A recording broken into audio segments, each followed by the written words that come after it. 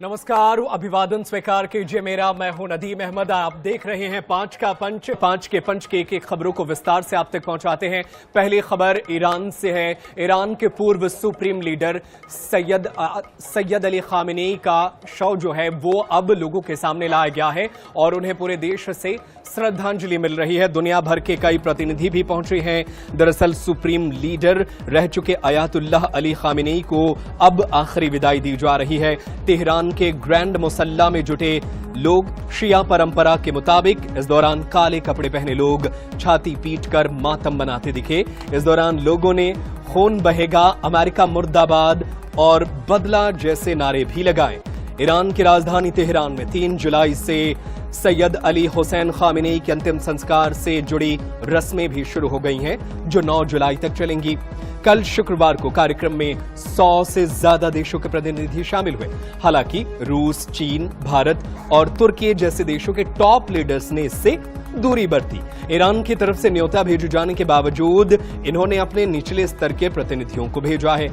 इस बीच अमेरिकी राष्ट्रपति डोनाल्ड ट्रंप ने दावा किया है कि अमेरिका ने खामेनेई के अंतिम संस्कार के लिए ईरान को 1 हफ्ते की छुट्टी दी है। ट्रंप ने कहा कि उन्होंने मानवता के नाते ऐसा किया है। कार्यक्रम के खत्म होने के तुरंत बाद ईरान को अमेरिकी शर्तें माननी होंगी। तो ईरान के पूर्व supreme leader Syed Ali Hussain Khamenei का अंतिम संस्कार किया जा रहा है और अंतिम संस्कार की प्रक्रिया जो है वो आगे बढ़ाई जा रही है। दरअसल उनकी मौत इसी साल 28 फरवरी को अमेरिका और इजराइल के संयुक्त हमले में हुआ था, जिसके बाद से लगातार 4 महीने तक सैयद अली हुसैन खामेनेई के शव को डीप फ्रीजर में रखा गया था और 4 महीने के बाद जब शांति समझौते पर सहमति बनी है, ऐसे में अब उनके शव को अंतिम संस्कार के लिए राजधानी तेहरान लाया गया है और फिलहाल अंतिम दर्शन के लिए ग्रैंड मुसल्ला में रखा गया है। यहां पर दुनिया भर के कई देशों के प्रतिनिधि पहुंचे। भारत की तरफ से 2 लोग पहुंचे जिन्होंने श्रद्धांजलि अर्पित की। इसके अलावा अलग अलग धर्म के मानने वाले कई संत भी इस दौरान पहुंचे।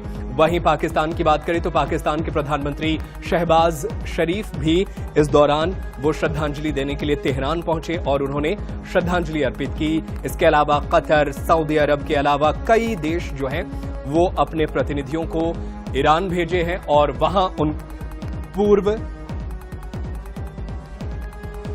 Supreme leader Ayatollah Ali Khamenei को श्रद्धांजलि अर्पित की जा रही है। अब अंतिम दर्शन के लिए आम जनता के लिए उनका शव जो है वो लोगों के बीच रखा गया है।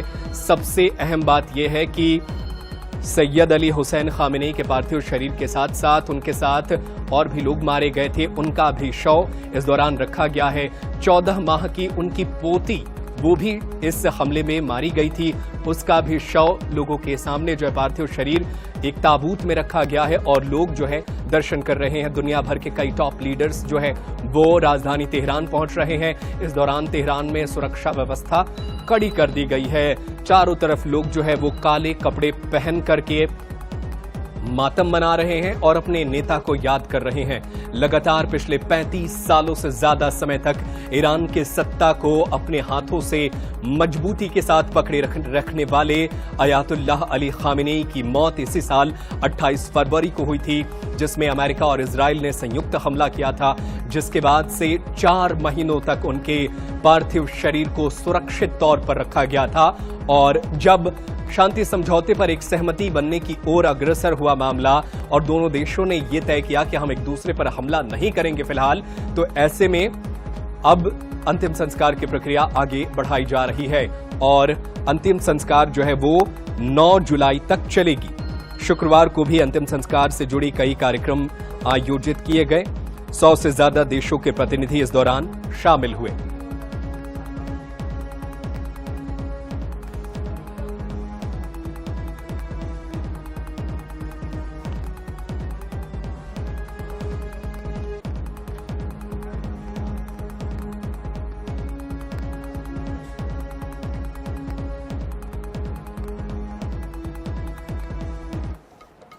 और चलिए खबरों में आगे बढ़ते हैं और 5 के पंच की दूसरी खबर आप तक पहुंचाते हैं।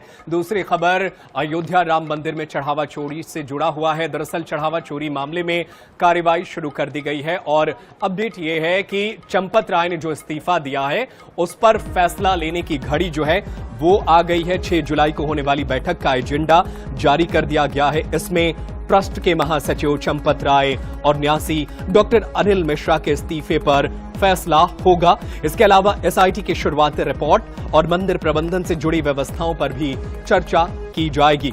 इधर मंदिर ट्रस्ट रामलला की प्राण प्रतिष्ठा के दौरान मंदिर की सजावट में गड़बड़ी की बात भी सामने आई है। सूत्रों के अनुसार रामलला की जब प्राण प्रतिष्ठा हो रही थी इस दौरान सजावट में भी गड़बड़ी की बात सामने आई। बताया जा रहा है कि सजावट का काम अलग अलग ठेकेदारों को दिया गया था। बाद में अतिरिक्त काम दिखाकर ठेकेदारों को ज्यादा भुगतान कर दिया गया। वहीं आरजेडी सांसद सुधाकर सिंह ने शुक्रवार को सुप्रीम कोर्ट में एक जनहित याचिका दायर की है। उन्होंने चढ़ावा चोरी की सीबीआई जांच की मांग की है। शुक्रवार को स्पेशल इन्वेस्टिगेशन टीम ने अनिल मिश्रा से करीब 3 घंटे तक पूछताछ की। प्रभारी गोपाल राव से भी सवाल किए गए। दोनों से प्रॉपर्टी से जुड़े सभी दस्तावेज मांगे गए। दोनों के बैंक स्टेटमेंट भी जांच की जाएगी। इसके अलावा मंदिर ट्रस्ट से 5 साल का ऑडिट भी मांगा गया है। तो बड़ा सवाल यह है कि चंदा चोरी, चढ़ावा चोरी का ये जो मामला सामने आया है और अब इसमें सूत्रों के हवाले से खबर है कि जब प्राण प्रतिष्ठा हो रही थी उस दौरान भी सजावट में गड़बड़ी का ये मामला था। ऐसे में देखना होगा कि अब जब 6 तारीख को एक अहम बैठक होने वाली है तो उसमें और क्या कुछ फैसले लिए जाते हैं। चंपत राय ने इस्तीफा तो दे दिया है लेकिन ट्रस्ट ने अभी तक इस्तीफा स्वीकार नहीं किया है। और चलिए इसी खबर पर ज्यादा जानकारी हासिल करते हैं। हमारे साथ ब्यूरो प्रमुख टीएन मिश्रा जुड़ गए हैं लखनऊ से, उनका रुख कर लेते हैं। टीएन, लगातार बीजेपी के कई नेता भी ये बात मानते हैं कि राम मंदिर के शुरुआती दौर से ही गड़बड़ियां आने लगी थी। ऐसे में सवाल ये है कि क्या ये चढ़ावा चोरी महज कुछ साल का मामला है या पूरी तरीके से 2020 से ही मामले को जांच को आगे बढ़ानी चाहिए, क्योंकि इसमें सजावट के समय भी गड़बड़ी की आशंका है। आप सही कह रहे हैं। देखिए, लगातार ये जो आरोप नेता लगा रहे हैं गलत नहीं है, क्योंकि ये बातें खुलकर सामने आ रही हैं। जब से राम मंदिर निर्माण का काम चला है 40% कमीशन की बात उन्हीं में के लोगों ने बताया है कि 40% कमीशन मांगा गया और खुद जो है जो वहां से अब जब कमीशन की लोगों ने शिकायत की कमीशन मांगा जा रहा है, बिल गलत बना दिया गया, तो उसके बाद उन्हीं को वहां से बाहर रास्ता दिखा दिया गया। इससे तमाम पहले भी मीडिया में बातें छाई गई हैं कि वहाँ चाहे बालू की बात हो, चाहे सीमेंट सप्लाई की हो, चाहे मोरंग की हो, ये खबरें पहले भी आती रही, बिल ज्यादा बन रहा है और माल कम का रहा है। तो ये बात पहले चल रही थी और जब शिकायतें हुई, जिन लोगों ने शिकायत की उनको वहां हटा दिया गया और ये बात अब खुल के सामने आ रही है। तमाम लोग कह भी रहे हैं और जो लोग हटाए गए वो खुल के बाद अब बता भी रहे हैं कि हाँ ऐसा सब हुआ है। तो ये चढ़ावा, अच्छा आप देखिए सीरीज बात इस समय क्या है, 26 लाख पर डे का जो है चढ़ावा आ रहा है। लेकिन टीएन मिश्रा, अगर चीजें शुरुआत से गड़बड़ थी है तो इस ट्रस्ट को भंग क्यों नहीं कर देती सरकार? सरकार को भंग करना चाहिए, लेकिन संघ की बनाई हुई प्रधानमंत्री बनाई हुई ट्रस्ट को सरकार कैसे भंग करे? और सवाल अब ट्रस्ट भंग करके फिर सारा आरोप इनके ऊपर आ जाएगा। इसलिए सरकार ये जल्दबाजी नहीं करना चाहती है और सरकार धीरे धीरे वो ठंडा करे, क्योंकि जांच उतनी तेजी से नहीं चल रही है जिस तेजी से जांच चलनी चाहिए। अब 6 तारीख को इनकी बैठक है, 6 तारीख को बैठक होगी, तब उसमें जो मणिराम छावनी में बैठक होगी, तब उसमें चंपत राय का और जो है डॉक्टर अनिल मिश्रा के इस्तीफे पर विचार होगा। फिर उसमें दान पात्र में जो राशि गणना के एसआईटी की अंतरिम रिपोर्ट क्या दी है इस पर विचार होगा और मंदिर में क्या क्या और व्यवस्थाएं कैसी बेहतर की जाती है इस पर विचार होगा। तो ये आय व्यय का लेखा जोखा जो 25-26 1 साल के आय व्यय लेखा ये लोग कर रहे हैं जो अपने ट्रस्ट में बैठे और बात करेंगे। अब स्वाभाविक जब सालों से गड़बड़ी चल रही है तो 1 साल के लेखा जोखा पर विचार करेंगे। तो ये तमाम सवाल खुल के सामने आ रहे हैं। चंपत राय, अब गोपाल राव जो चले गए हैं बिना बताए हुए, जबकि इनको एसआईटी ने कहा था कि अयोध्या नहीं छोड़ेंगे, लेकिन गोपाल राव कल जो है उनके पूछताछ बाद अयोध्या जा चुके हैं। तो ये मनमानी चल रही है और लगातार संघ के मनमानी आप कह रहे हो टीएन मिश्रा की मनमानी चल रही है। ये मनमानी चल रही है या बड़े मगरमच्छों को बचाने की कोशिश चल रही है? नहीं, मनमानी तो ये जो ट्रस्ट के लोग वो कर रहे हैं और सरकार और जो एसआईटी कोई वो कार्रवाई उस तरह नहीं कर पा रही जिस तरह को करना चाहिए। जो जैसे सीएम योगी ने कहा था 15 दिन में दूध का दूध पानी का पानी हो जाएगा, तो 15 दिन वो बीत गए और 15 दिन अगले भी होने जा रहे हैं, लेकिन अभी तक दूध का दूध और पानी का पानी बिल्कुल 15 दिन में दूध के दूध पानी का पानी करने का ऐलान भी किया गया था, लेकिन और 15 दिन दे दिया गया। सवाल यह है कि फैसले कब आएंगे, और एक एक कर जो ये खुलासे हो रहे हैं वो और राम भक्तों को दिल से नाराज कर रहे हैं। सवाल यह है कि राम भक्तों के उनके आध्यात्म का ख्याल रखना चाहिए, उनकी आस्था का ख्याल रखना चाहिए। अब भी इंतजार है लोगों को, इंसाफ कब मिलेगा। बहुत शुक्रिया टीएन मिश्रा तमाम जानकारी के लिए। आप नजर बनाए रखिएगा इस खबर पर, आगे भी आपसे अपडेट हासिल करते रहेंगे।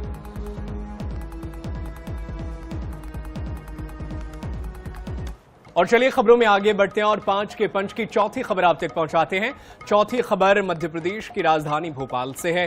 दरअसल पूर्व मुख्यमंत्री दिग्विजय सिंह के आवास पर एक पोस्टर लगाया गया है और ये पोस्टर इस समय जमकर वायरल भी हो रहा है।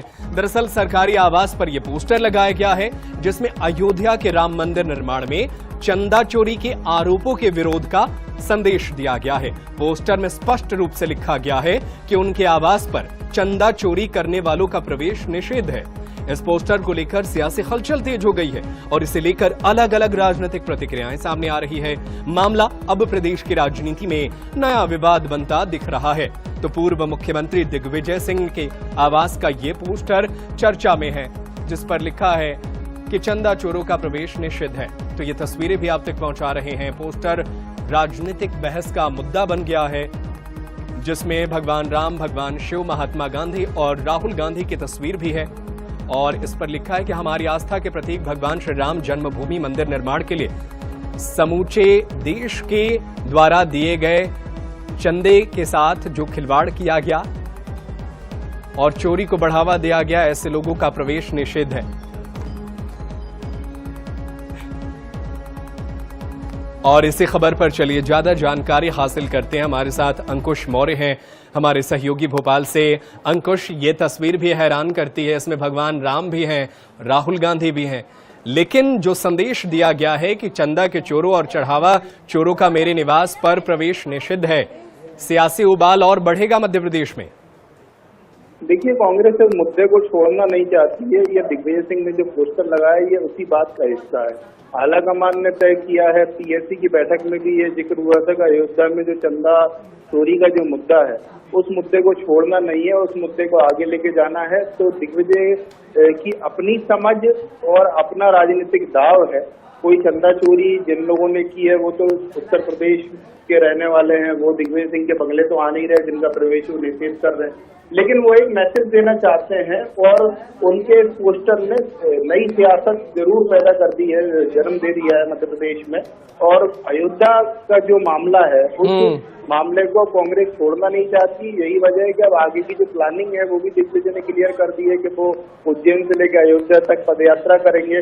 तो अब इस मुद्दे को और आगे ले जाने की तैयारी की है कांग्रेस ने और उसमें दिग्विजय ऐसा लग रहा है कि उस पूरे मामले को लेकर ध्वजवाद की तरह आगे बढ़ गए। बिल्कुल, इसको लीड करते हुए एक तरह से नजर आ रहे हैं मध्य प्रदेश में और ऐसे पोस्टर लगाकर जो चढ़ावा चोरी का मुद्दा है उसे बनाए रखना चाहते हैं। बहुत शुक्रिया अंकुश मौर्य, तमाम जानकारी के लिए। आप नजर बनाए रखिएगा, आगे भी आपसे जानकारी हासिल करते रहेंगे।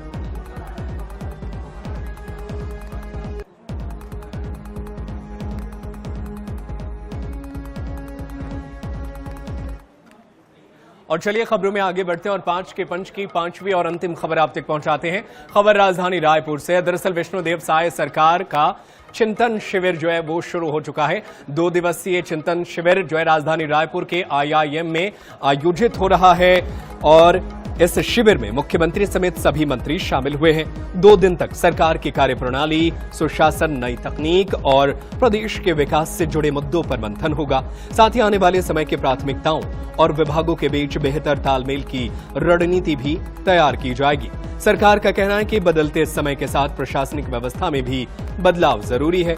इसी उद्देश्य से ये शिविर आयोजित किया जा रहा है, जहां मुख्यमंत्री के साथ देश के अलग अलग क्षेत्रों के विशेषज्ञ अपने अनुभव साझा करेंगे। इन सुझावों के आधार पर सरकार आगे की कार्य योजना पर काम करेगी। तो राजधानी रायपुर में 2 दिवसीय यह चिंतन शिविर विकास से जुड़े मुद्दों पर मंथन हो रहा है। चिंतन शिविर का आज पहला दिन है। और चिंतन शिविर में सरकार की कार्यप्रणाली सहित कई मुद्दों पर मंथन चल रहा है। किस तरीके से विकास कार्यों में जो है रफ्तार बढ़ाई जाए, विकास कार्यों को आगे कैसे बढ़ाया जाए, आम जनता तक जो है आखिरी व्यक्ति तक कैसे पहुंचे, इसको लेकर के कोशिश की जा रही है। सरकार की कार्यप्रणाली सहित कई मुद्दों पर मंथन, यानी कह सकते हैं कि विकास कार्यों को जनता तक पहुंचाने के लिए नई रणनीति पर 2 दिनों तक यहां पर चिंतन शिविर होगा। IIM रायपुर में विकास से जुड़े मुद्दों पर मंथन चल रहा है। सरकार का कहना है कि बदलते समय के साथ प्रशासनिक व्यवस्था में भी बदलाव जरूरी है। इसी उद्देश्य से ये शिविर आयोजित किया जा रहा है, जहां मंत्रियों के साथ साथ देश के अलग अलग क्षेत्रों के विशेषज्ञ अपने अनुभव साझा करेंगे। यानी जो विशेषज्ञ हैं वो मंत्रियों, विधायकों और सरकार के सामने अलग अलग फॉर्मूले पेश करेंगे, ताकि अंतिम व्यक्ति तक सरकार की योजनाओं को आसानी से पहुंचाया जाए, कम समय में बेहतर काम हो। इसको लेकर के आज और कल 2 दिनों तक चिंतन शिविर जारी है।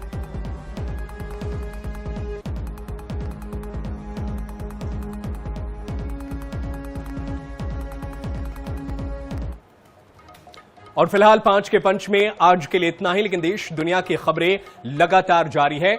आगे देखिए छत्तीसगढ़ का सबसे महत्वपूर्ण डिबेट, सवाल छत्तीसगढ़ का, हमारे सहयोगी सनी गंगा सागर के साथ।